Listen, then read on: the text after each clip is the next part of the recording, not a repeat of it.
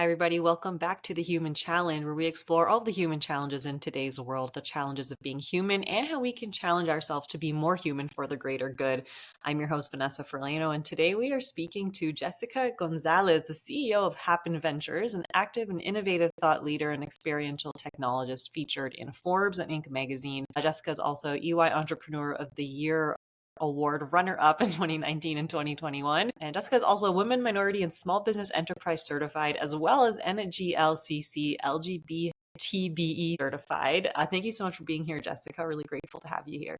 Thanks for having me. So, I love what you do with Happen Ventures, and I can't remember how I came across your company actually, but I loved it because you focus a lot on reuse as opposed to recycling, and so I hope you could just tell us a little bit more about what it is, and how you've sort of worked it into your business, both the business level and both at the municipality level. Yeah, absolutely. So, like most entrepreneurs, we stumble upon this idea and then we build upon it. Reuse came as an idea with this overconsumption and overproduction of COVID-related products. And, the first thought that a lot of businesses had was like, let's throw it away. What's the cheapest way? And we found our way into that conversation and we introduced reuse, which is, why throw something away that's in perfect form just because people don't really need it in volumes or you can't sell it. And that's what kicked off the whole concept around reuse. And we built a whole business around it. The reuse, just what it is basically when you think of reduce, which is reducing your consumption and your waste, reuse that waste, and then recycling. That's kind of the hierarchy. And we're here in reuse. Not many people are thinking about that. You don't even hear about it. You just default to recycling. And we built a business around making companies more aware of reuse as an option as opposed to just throwing things away. And we've been able to just make a really big dent with big brands, retailers, manufacturers, distributors, 3PLs, other waste management companies. We've been able to divert tens of thousands of trucks that were landfill bound, and those have been able to be diverted to help people in the community and or people who can actually use that product for another purpose.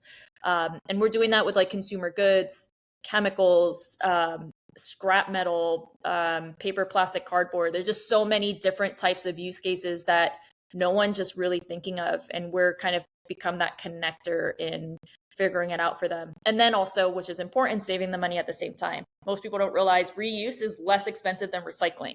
So we're really forging that path, hoping that reuse now become norm. And how can you reuse things before you think of recycling? That's so interesting. How is it, in what ways is it more cost effective to reuse versus to recycle? So when you think about a product, let's assume a car seat, right? You have a car seat. What are you going to do with it at the end of its life? Well, a car seat is made of different materials. It has its cloth, it has foam, it has plastic, it has metal. You can't recycle them all together. So now you have to separate them. So there's a cost to that. Then you have to, some things are more recyclable than others. So plastic goes in one pile, then this goes in another, and then it has to ship to its segregated recycling facility, ground it up, and then resold or purchased or whatever, depending on the product, and then made into brand new products. So you can imagine both the labor, the time, the CO2 to do that versus, hey, I'm just going to clean this up and give it to a family that can use it. And right there, you've literally stopped all of these different steps. You've saved money. You had to pay for it to be recycled to begin with. And now for literally the cost of landfilling or nothing, you're giving a family an opportunity to have a product that they would have had to pay hundreds of dollars for. So that's why most people think or have the misconception that, recycling is the best way to go. It's very expensive. It's very, CO2 consuming, has many steps. And that's why with reuse, we focus on how do we get it to that end user that can use it as simply as possible without these steps. And it's as simple as sometimes calling a nonprofit and saying, hey, do you need car seats? And 9 times out of 10, they absolutely do. Right. And so you primarily right now work with business owners and businesses. And I remember when I was learning more about you, how expired products or, I used to work in cosmetics like years ago when I was a student. That was one of my jobs, was in a drugstore, and I used to work in the cosmetics department. We always had a product that was going to be expired soon. And I think the ability to have had an option like this, where instead of necessarily like writing it off, but it does provide an opportunity for donations and tax receipts. And so, yeah, I'm curious, doing this at the business level, and then any intentions of doing this at the community level, municipality level, how individuals can also maybe benefit from something like from what your organization is doing.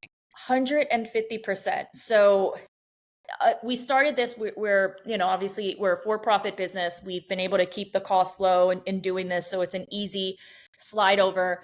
But our goal is to move into municipality and make this more of a norm. I'll give you an example.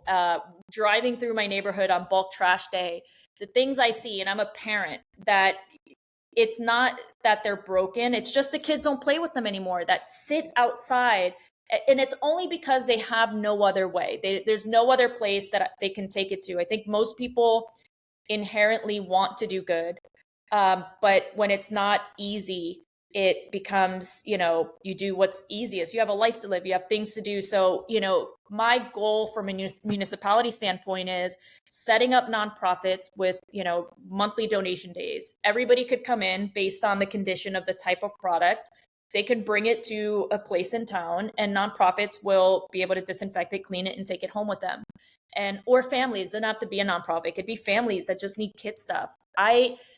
In my neighborhood alone, just driving my kid 3 minutes to school, I must have seen 2 high chairs, tons of playthings. It's mind blowing. And like part of me wants to just take it and bring it, but there's no centralized location. And the cost to it, you got to think about it.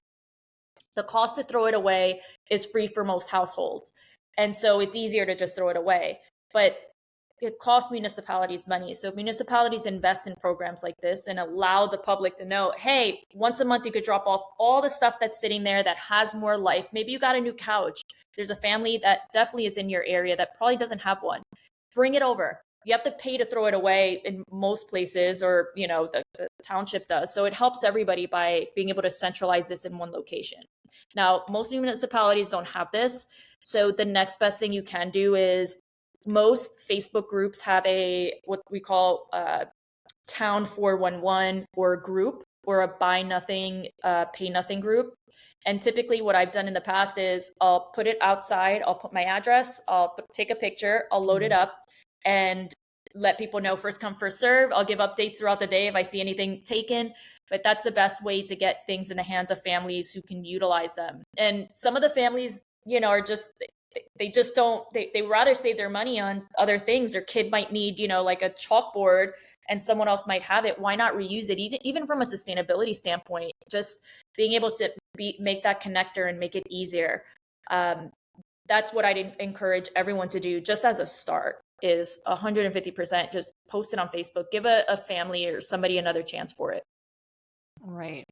And so, you talked a little bit about impact around diverting from landfill sites. Are there any other ways that you look at measuring impact? I think I appreciate with your organization is there's a bit of a systems approach to it. I think that you acknowledge that this isn't just kind of in a silo. And so I'm curious, what are some other ways that you look at when you think of how am I delivering impact, not only to my community members, but how am I creating impact as well as creating value? There's so many ways that you can make impact. One of the ways I think we've done very successfully in businesses is we've shown them that there's another way.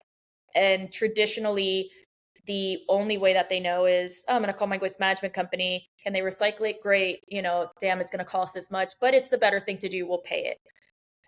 With us, we're saying, okay, let's analyze and let's take a look at this and see if we can reduce in some areas. For example, there might not be a need to have to continuously have, cups be used up by your staff. You could just wash them, just maybe introduce that. What were these channels where you're constantly utilizing stuff and throwing it away?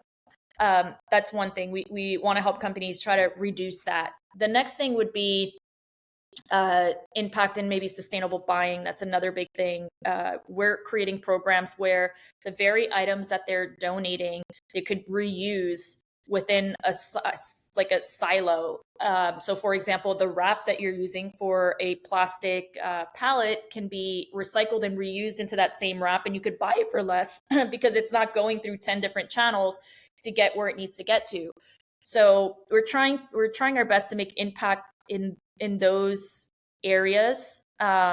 Impact internally from an organization standpoint. We Latino led run. We try to hire as diverse as possible, give as many opportunities as we can, and especially with such a, I feel, cool mission, like it's a breath of fresh air for the people in my team to wake up and have a very purpose-filled role. And they're really the ones that are making the impact. So impact can happen on a like corporate level with these businesses and letting them know there's another way. And to me, it's almost mind-blowing and crazy to think like, wow, we have these Fortune 50 companies actually listening to us and saying, yeah, that makes sense. And I'm thinking like, why didn't they think of this before? It's wild. So I think impact can happen on so many levels, from the people on your team and what they're doing to the people receiving these products, hundreds of thousands of people that get access to products that they wouldn't have had, the expired cosmetics that, you want to do better, but there's no system or anything in place to do it with.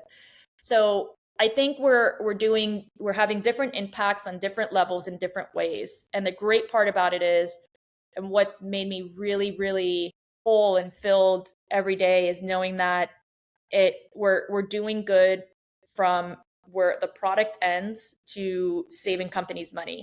So like we're doing like all these different levels of what would you'd say impact, and being able to change a lot of lives in the process. So I think we might be doing a lot more than we see on a day-to-day basis, which is, really makes me feel great about what we're doing. That's awesome. And I want to touch on, because you mentioned that you are Latina owned, Latina run, Latina operated. And so I would love to learn a little bit more about this, and you also mentioned you have children. And so would love to just sort of hold space about what that's been like. I think your organization is, I mean, for sure, you were a runner-up for your award in 2019, so you're at least like 5 years or so old. So I'm curious what this experience has been for you, what it means to be running this organization as a Latina, and then having this organization that is Latino run as well. Whether we like it or not, I feel culture runs in our bones, and like the human factor too. Like I one thing that I like to say, and I think why I've done really well from a sales standpoint, is because I enter a conversation just very human, just shooting the shit, just talking about what it is to be a person, and the stuff that you're going through. It doesn't hurt to be amongst other parents and going through the struggles of having your kids be rambunctious in the background during like a meeting.